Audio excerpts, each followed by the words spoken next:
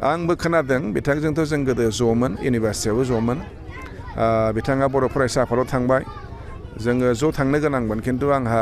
एसे बेलेग लाइनाव थानानै बर' फरायसा आफादसिम आं एक्टिभ जानो हायाखिसै खिन्थु दिनै बिथाङा आफादगिरि जानानै बा आफादगिरिथ' बिथाङा खनसेल' नङा खनथाम जाबाय नामा खनथाम जाबाय जथेस्थ' समाय होबाय दा दिनै बिथाङा बर' फरायसा आफादखौ माने रिजाइनबो होबाय एंगारबाय गावनि आफादगिरि बिबानखौ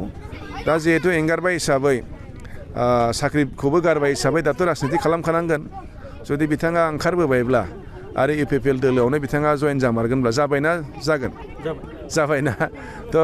आंहा बेहाय बारा बुंनांगौ गैला बिथांनिसिम आङो गाहाम अनसायनाय जासिगोन जाहाथे बिथाङाबो गावनि जि माने थांखि बे थांखियाव जाहाथे मोजाङै सहैयो बेनि थाखाय आं बिथांनिसिम आंनि गाहाम अनसायनायखौ आं जासिहरदों दाथ' आं बुंनो हाला बेहाबो निस्सय माबा मोनसे थागोन केलकुलेसन दा मारै गेलेनो नागिरदों दा गोदानै राजनितियाव हाबदों